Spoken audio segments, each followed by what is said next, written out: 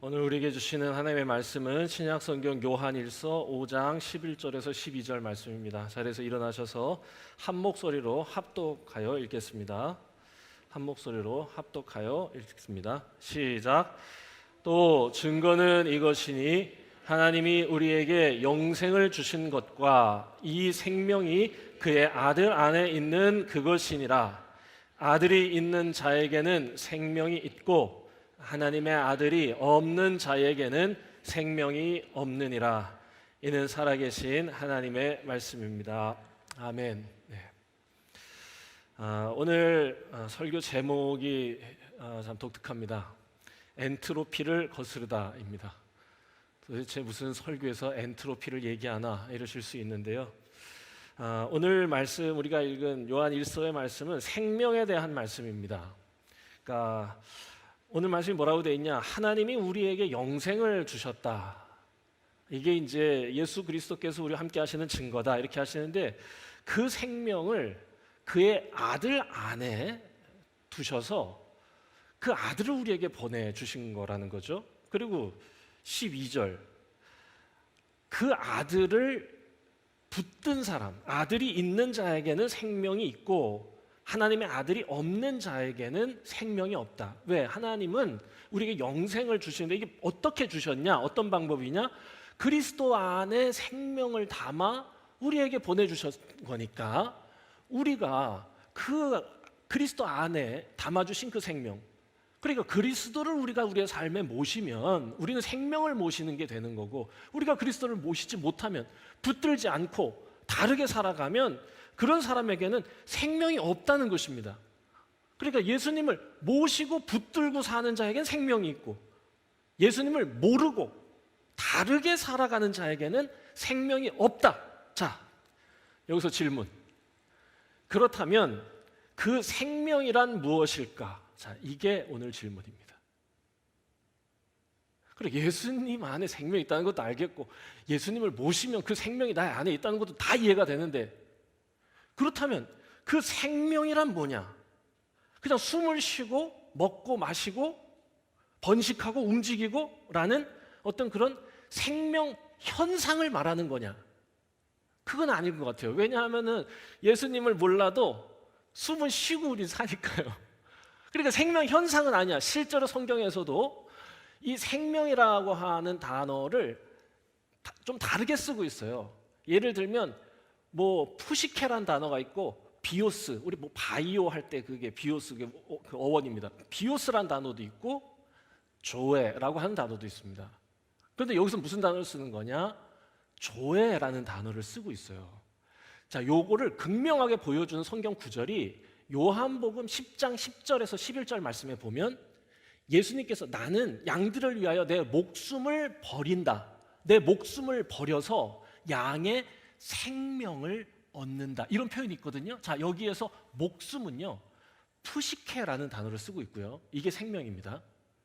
그리고 여기에서 내가 양들의 생명을 얻기 위함이다. 여긴 조회입니다. 그러니까 예수님이 버리신 것은 조회가 아니에요. 푸시케를 버리신 겁니다. 다시 말하면 생명 현상이 푸시케고요, 조회는 생명입니다. 자, 그렇다면 이 요한이 우리에게 전하려고 하는 이 생명이란 뭐냐? 이 조회란 뭐냐? 이걸 오늘 함께 찾아가 보려고 하는 겁니다. 자, 이 생명이라고 하는 주제는 실은 과학자들에게도 굉장히 중요한 주제인 것 같습니다.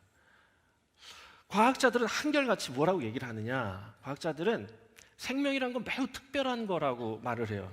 그러니까 우리가 살아있으니까 이 생명이라는 것을 당연한 것으로 여기는데, 과학자들은 뭐라고 얘기하냐? 실은 살아있다고 하는 것 그 자체, 생명이라고 하는 것은 이 우주 안에서 굉장히 특별한 일이라는 거예요.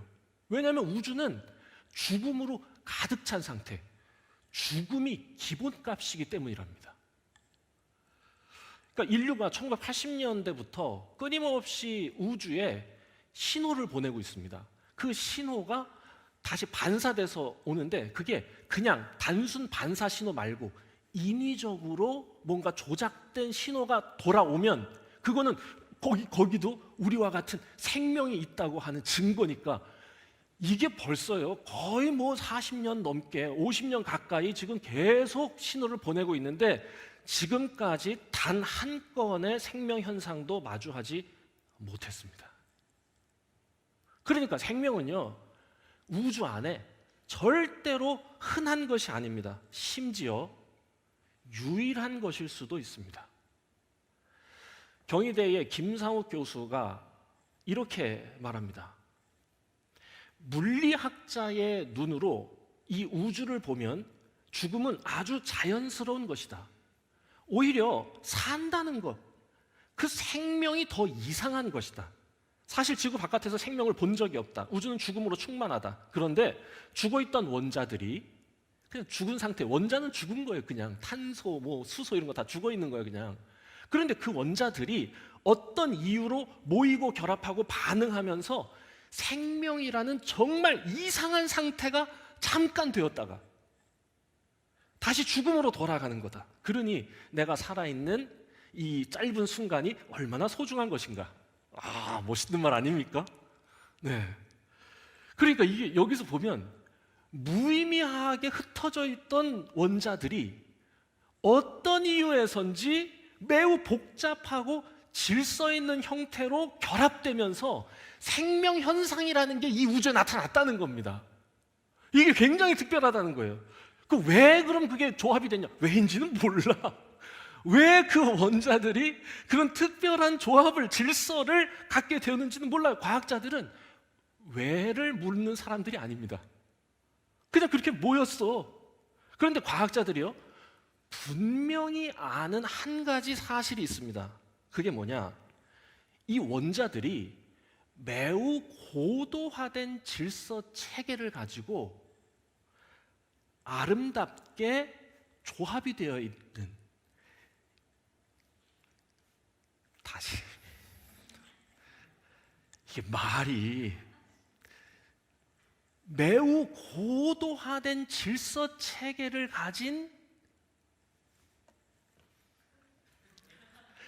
탄소 화합물이 되어서 어떤 생명 현상이라는 걸 나타내는, 이건 우주의 법칙을 정면으로 거스르는 일이라는 것은 다 압니다. 우주의 법칙, 연력학 제2법칙입니다. 엔트로피. 자, 쉽게 말씀드리면 이 우주 자연은 항상 질서에서 무질서로 향한다는 겁니다. 예를 들면 이런 거예요. 비커 안에 맑은 물을 넣고 거기다가 잉크 한 방울을 똑 떨어뜨리면 처음에는 잉크 모양 그대로 있다가 싹 하면서 확 퍼지죠. 그러니까 뭔가 질서 있는 형태를 갖고 있다가 막 무질서하게 전체로 퍼져가지고 뿌얘지는 거잖아요. 이게 엔트로피가 증가하는 겁니다. 자동차를 가만히 내비두면 녹이 슬고 아무리 아름다운 다비드상이어도 수천 년간 바람을 맞으면 돌덩어리가 되는 것처럼 모든 것은 항상 질서에서 무질서로 향한다는 겁니다. 슈레딩거라고 하는 사람이, 이 사람을 빼놓을 수가 없습니다. 생명에 대해서 말할 때는. 자, 이 학자가 뭐라고 얘기를 하냐? 생명은 엔트로피의 법칙을 역행하는 것이고 죽음은 엔트로피의 법칙에 순응하는 거다. 자, 무슨 말인지 아시겠어요? 우주는요, 항상 무질서로 향합니다. 코스모스의 상태에서 카오스의 상태로 들어가는 겁니다. 그런데 생명이라고 하는 건 뭐냐? 이 방향을 완전히 거스르고요, 카오스를 향하는 상황을 거스르고 오히려 질서를 지향하면서 고도화된 질서 체계를 구축할 때 잠깐 이 세상에 나타나는 매우 아름답고 찬란한 현상이다, 이거예요.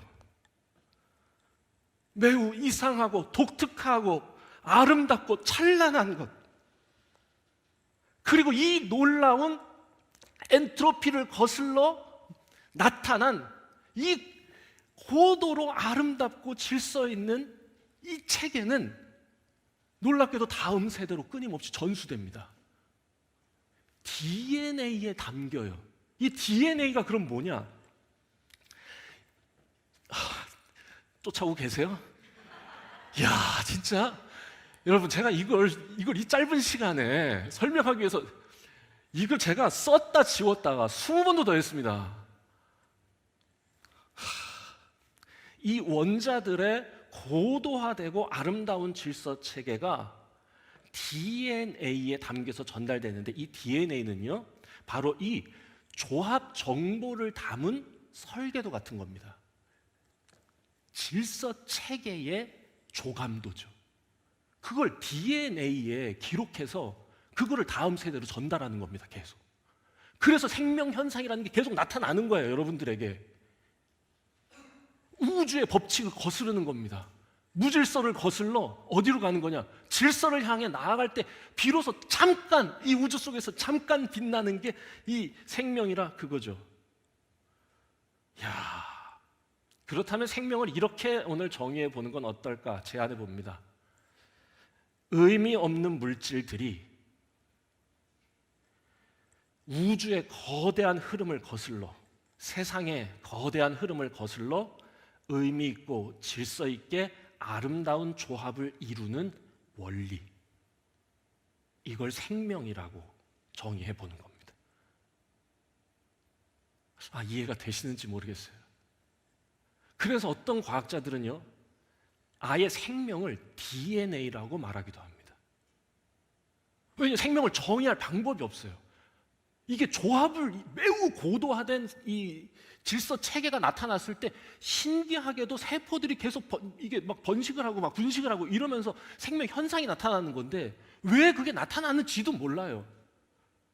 그냥 그 놀라운 질서 체계 조합을 생명이라고 말하는 겁니다. 그리고 그건 DNA를 통해서 계속 유전되는 거고요. 그렇다면 생명을 그렇게 정의해 보자 그거죠. 이렇게 정의했더니 새롭게 다가오는 성결 구절들이 있습니다.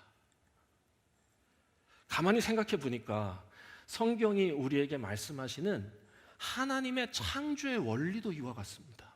창세기 1장 1절에서 2절입니다. 태초에 하나님이 천지를 창조하시니라. 땅이 혼돈하고 공허하며 흑암이 깊음 위에 있고 하나님의 영은 수면 위에 운행하셨다.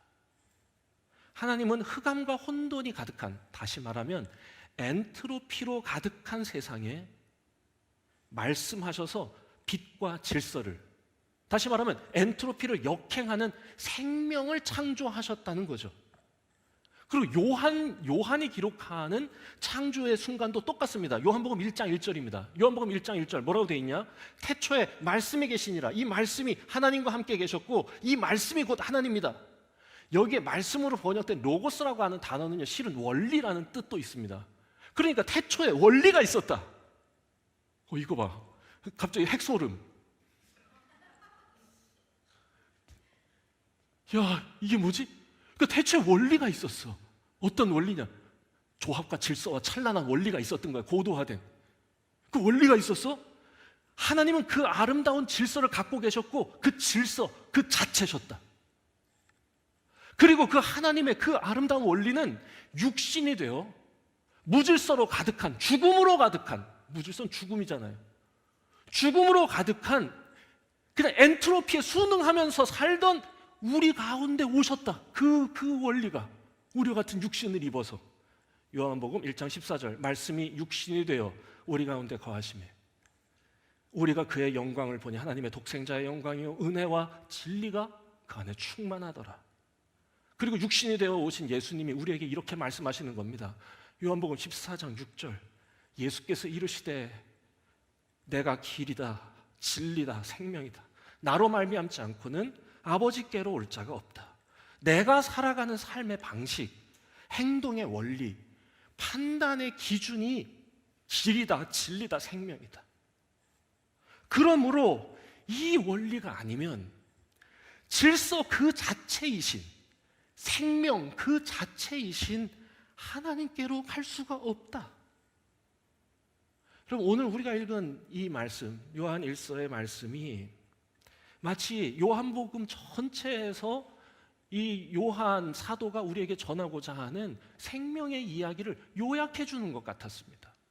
다시 한번 우리 한 목소리로 다시 한번 읽도록 하겠습니다. 요한일서 5장 11절에서 12절입니다. 함께 읽습니다. 시작. 또 증거는 이것이니 하나님이 우리에게 영생을 주신 것과 이 생명이 그의 아들 안에 있는 그것이니라. 아들이 있는 자에게는 생명이 있고 하나님의 아들이 없는 자에게는 생명이 없느니라. 이렇게 읽으니 조금 다르게 읽혀지는 것 같습니다.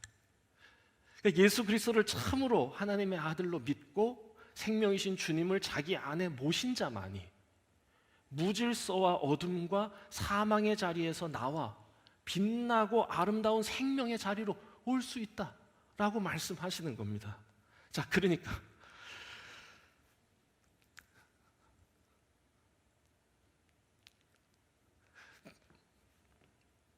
이상하진 않으시죠? 두렵고 떨리는 마음으로 설교를 준비하였습니다. 엔트로피를 말하는 것이 옳은 것인가? 엔트로피를 거스르는 질서 체계를 생명이라 정의하는 것은 과연 옳은 것인가? 도대체 한 번도 들은 적도 없고 말해 본 적도 없는 걸 내가 주의 제단 위에서 그걸 전하는 게 과연 옳은 건가? 진지하고 심각하게 고민했지만 아무리 고민해봐도 맞다는 생각이 들 정도입니다. 맞아요. 그런 것 같아요. 그러니까 요한이 정말로 우리에게 알려주고 싶은 그 조회, 생명이란 건 뭐냐? 예수님이 친히 보여주시고 말씀해주신 그 삶의 원리, 고도로 정교하고 아름답게 질서 있게 구성된 삶의 방식, 그게 생명입니다. 그 생명이 예수 안에 있었고, 그래서 예수를 모신 자, 그 예수 그리스도의 삶의 방식을 따라가는 자는 생명 그 자체이신 하나님께로, 질서 그 자체이신 하나님께로 갈 수 있다. 엔트로피로 가득한, 무질서로 가득한, 죽음으로, 사망으로, 어둠으로 가득한 세상에서 구원받아 질서 있고 빛나고 찬란한 영광스러운 하나님의 생명 안에 머물 수 있다 라고 말하고 있는 것. 그러니까 하나님은요, 물질의 조합도, 설계도를 DNA에 기록해 주셨듯이 인생의 설계도를 성경으로 기록하셔서 우리에게 전달해 주셨다. DNA가 물질의 질서 있는 조합의 안내서라면 생명의 안내서죠. 푸시케의 안내서가 DNA라면 조회의 안내서는 말씀이신 예수 그리스도, 말씀으로 우리에게 주신 하나님의 성경이 아닐까. 그러니까 너 마음대로 살지 말고 말씀대로 살라고 하시는 것입니다. 그래서 성경은 반복적으로 예수님께서 보여주신 그 삶을 따라가라고, 닮아가라고, 그리스도의 장성한 분량이 충만한 데까지 이르라고 우리에게 끊임없이 말씀해 주세요. 왜? 그게 생명이니까. 그게 우리에게 생명을 주신 이유니까. 그러니까 자기 멋대로, 여러분, 욕망대로 자기만 위해서 살아가지 마라. 그 일을 좀 멈춰라. 그건 생명에 위배되는 일이다. 그건 무질서를 확산하는 일이다. 엔트로피에 순응하는 일이고 혼돈과 어둠과 죽음으로 향하는 길이다. 오히려 그것으로부터 거슬러 올라라, 방향을 바꿔라 라고 얘기하고 있는 것이죠. 그렇게 살지 말라고. 생명이라는 건 그 거대한 흐름을 거슬러 올라서 무의미하고 무질서한 이 세상에 가치 있고 아름다운 질서를 만들어내는 거니까. 그게 생명이니까. 여러분, 성도로 살아간다는 건 이런 겁니다. 그렇게 예수님의 삶의 방식, 삶의 기준을 닮아가는 거죠. 그래서 우리가 해야 될 일, 말씀이신 예수님을 성실히 배우고 깊이 깨닫고 진실하게 믿음으로 그 삶의 방식을 세상에 증거하고 전하고 물려주며 사는 것이라 저는 믿습니다. 이게 생명의 삶이고 이 삶의 방식이 생명이니까요.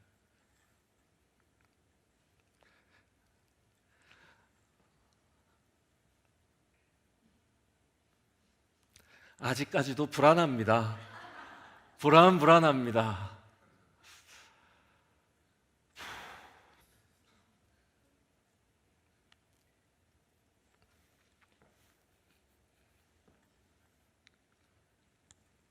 이렇게 해석할 수도 있다라고 받아주시면 좋겠습니다.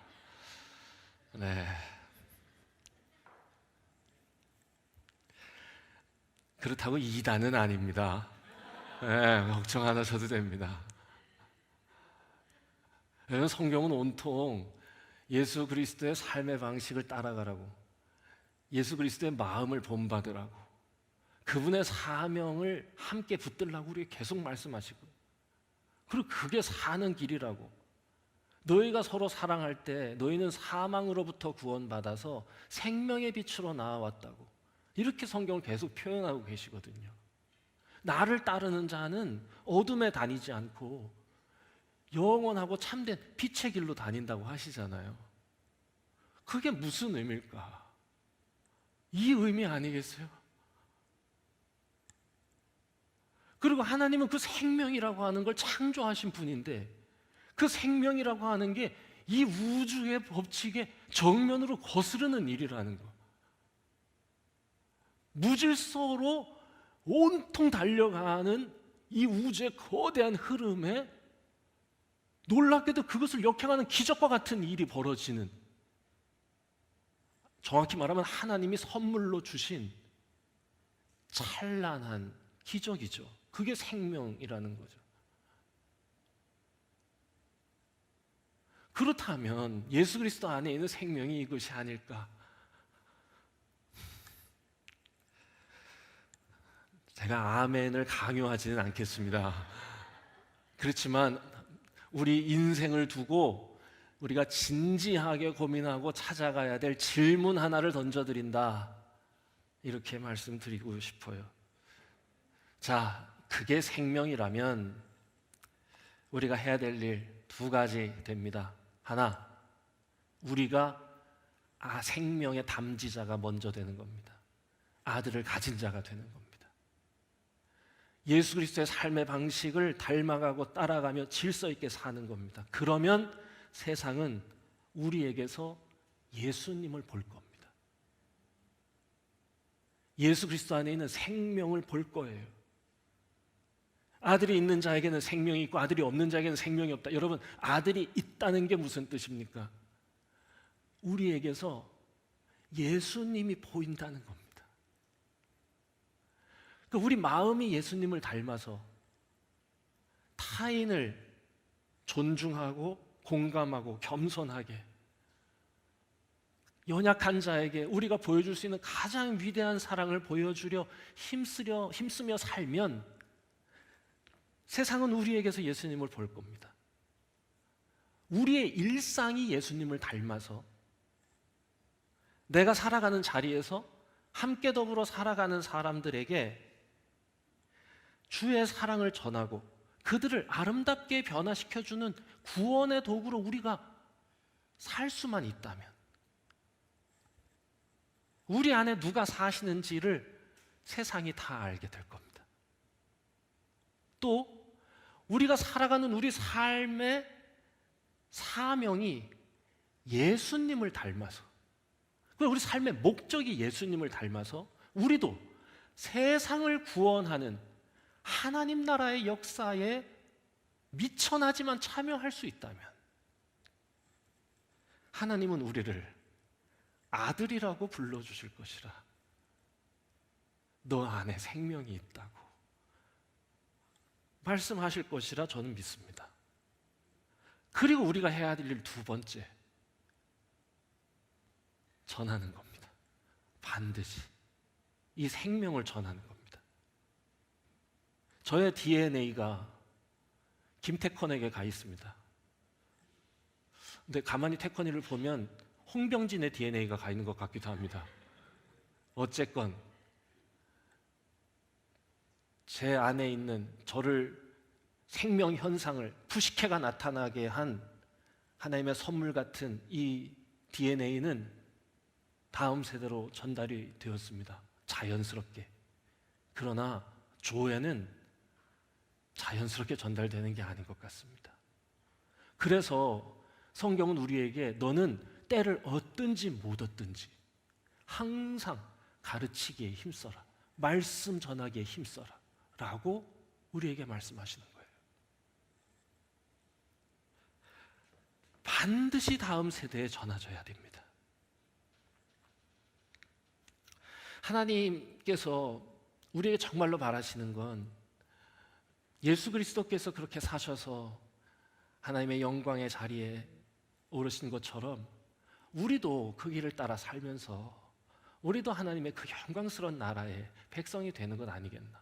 그래서 예수님께서는 이 땅에 마지막 지상 명령으로 부활하시기 전에, 아니 부활 승천하시기 전에 제자들과 하나님 나라 이야기를 하시고 마지막 우리 하나님 아버지께 승천하시기 전에 제자들에게 마지막 지상 명령을 하십니다. 마태복음 28장 19절에서 20절입니다. 그러므로 너희는 가서 모든 민족으로 제자를 삼아 아버지와 아들과 성령의 이름으로 세례를 베풀고 내가 너희에게 분부한 모든 걸 가르치고 지키게 해라. 볼지어다 내가 세상 끝날까지 너희와 항상 함께 있겠다. 마지막 지상 명령이 뭐예요? 제자를 삼으라는 거예요. 생명을 전하라는 겁니다.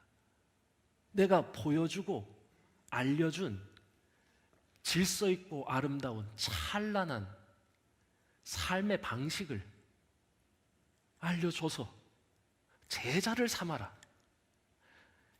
오늘 우리가 읽은 이 마태복음 28장 19절에서 20절에서는요 동사가 하나밖에 없어요. 제자를 삼다 이겁니다. Make disciple 이것만 동사고요. 뒤에 세례를 베풀다, baptizing, 뒤에 teaching 이거 그냥 분사입니다. 분사. 그러니까 동사는 하나야. 명령은 하나야. 하나. 뭐냐? 제자를 삼아라. 동일하게 행동하는 같은 마음을 가진 연합한 자, 아들을 가진 자 되게 해라. 생명을 품은 자 되게 해라.